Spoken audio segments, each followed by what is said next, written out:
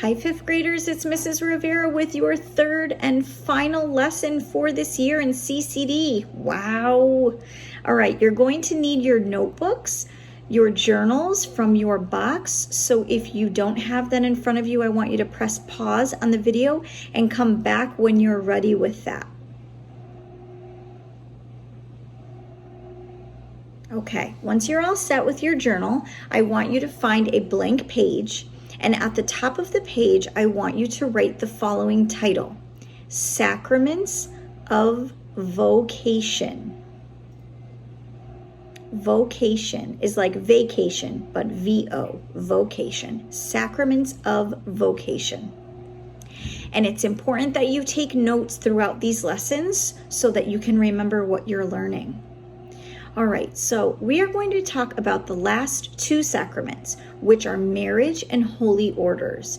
Both of these sacraments are called the sacraments of vocation. Vocation comes from the Latin word vocare, which means to name or to call. And while the sacraments only include marriage and the priesthood, we will also be talking about the call that all humans have, that they receive at birth through baptism, to be the light in the world through the living of our lives for God and for others.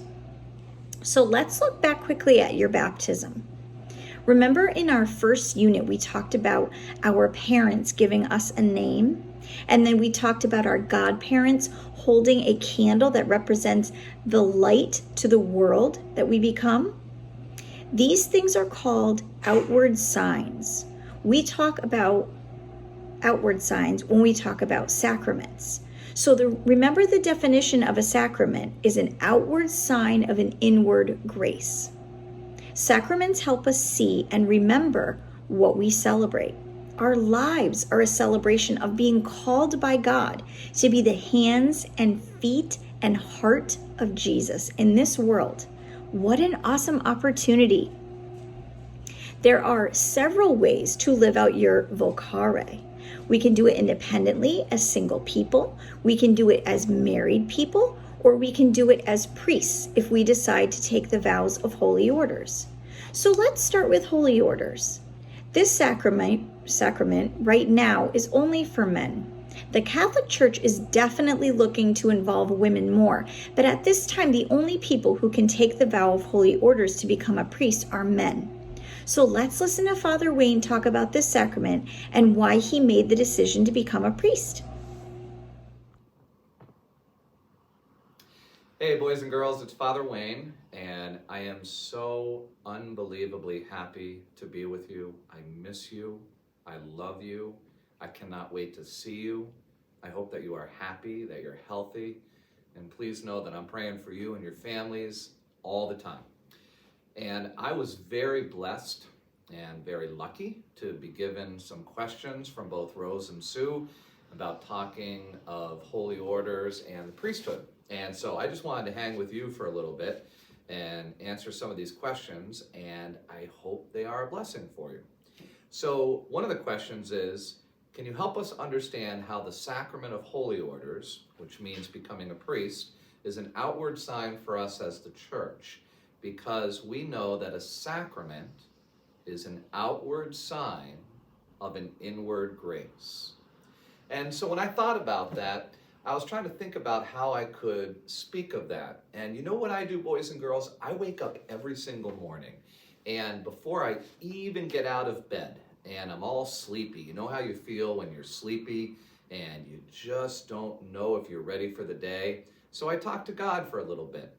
And I ask God that as a priest, in everything I do and in every conversation, if I can be like Jesus, and if I can try to be as loving, as kind, as patient, try to be as forgiving as Jesus was and is, that's how I try to start my everyday. And so when I think about me being a priest, being an outward sign for the church, I think that's the way I love to start my day and live every day, is just to ask our Father in heaven, how can I be like Jesus? And my hope and prayer is that you can do the same. And one of the questions was, can you talk a little bit about how you were called to become a priest? Boys and girls, I think it was when I was right around the 5th or 6th grade that I started thinking about becoming a priest, because I was at St. Thomas in West Springfield, and being in elementary school, there were always 3 priests at that church. And I always wondered, what in the world does a priest do the other 23 hours of the day he's not celebrating Mass?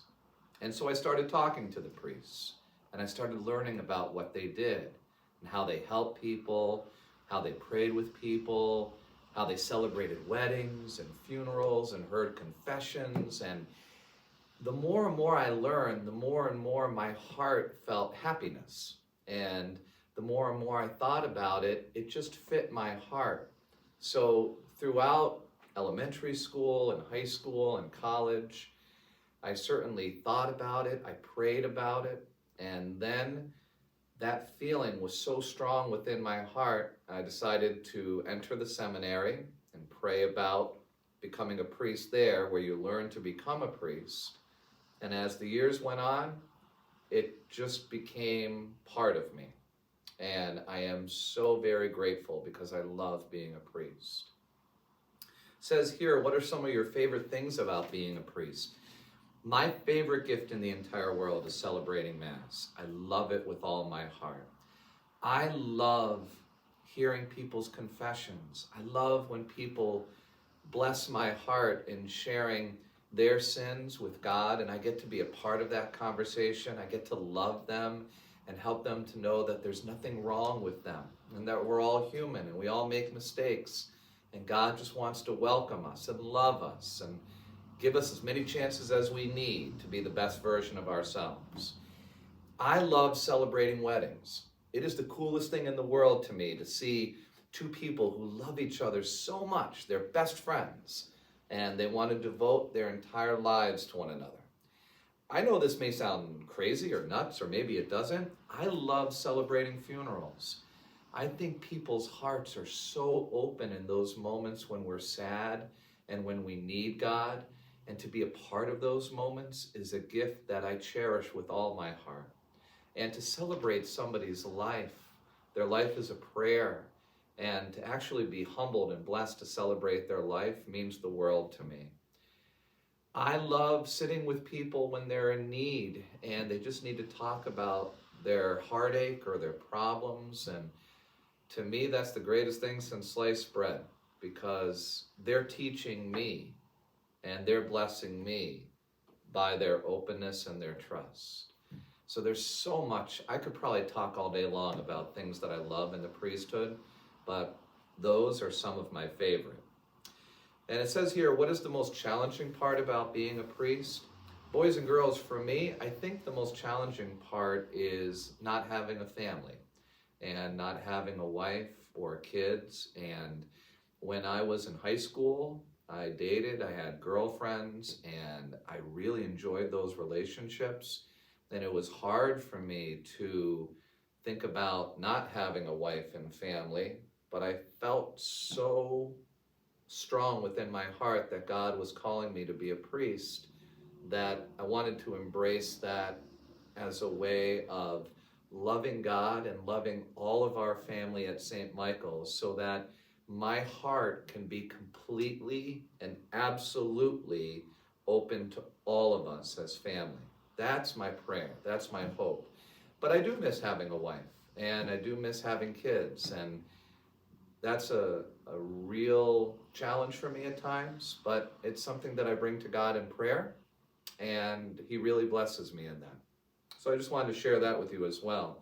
And then it says here, in what ways besides the priesthood do you act as a light in the world? And I prayed about that a lot. And boys and girls, I think one thing that kept coming to my heart and praying about that question is, I think of the times that I go out and do the things I love, right? Like, I love going to New York Mets games. I love going to concerts. I love going to watch WWE wrestling. And what I love is just in the normal, ordinary moments of life. I can meet strangers who I never met before, and they may not necessarily go to church. And I meet them, they don't know what I do, but somehow, because of what we love, whether it be music or sports, whatever it is, there's a connection, there's a commonality of the heart. And I really love that when they may find out that I am a priest, then they might start asking questions about God or about faith. And I find that God blesses those ordinary moments of life, blessing me and humbling me to be a light in the world where a person might not necessarily be coming to church, but they're at a WWE event, we're talking about God. Or if I'm at a concert going to see Van Halen, we're talking about God. To me, that's the coolest thing. And I love how God can bless our hearts and bring us to where we need to be his light. So boys and girls, that's one thing I also want to share with you is I really believe that you are miracles, precious miracles. And I believe that the way you shine God's light is unlike anybody else. The world needs the beauty of your heart. So I am really glad I got to talk to you today. And please know that I will be praying for you. And once again, I love you and I miss you. And I cannot wait to see you. Have a beautiful day. Okay, so the next sacrament we're going to talk to you about is marriage. Now, this sacrament is one that you won't be making for a very long time if you decide to marry at all. But for those of you who do decide to marry, it's a really special sacrament that's good for humans, for family units, for the world. Marriage is the only sacrament that people administer to each other. The couple who becomes married bestows the sacrament upon each other, and their love is to be an example of the most intimate kind of love humans experience. When two people get married, they literally become one person, no longer living just for themselves, but for each other. So this can be challenging, but also so rewarding. Our team is going to talk to you about how we answer our call to be the light in the world. Some of us will include what it looks like as a married couple, and some of us will talk about how we do it as a single lay person in the church. A lay person is all of us who are not priests, deacons, or sisters. So that's you. You are a lay person in the church, and God has called you by name. So as you listen to your team, think about how you live and answer your call to be the light in the world.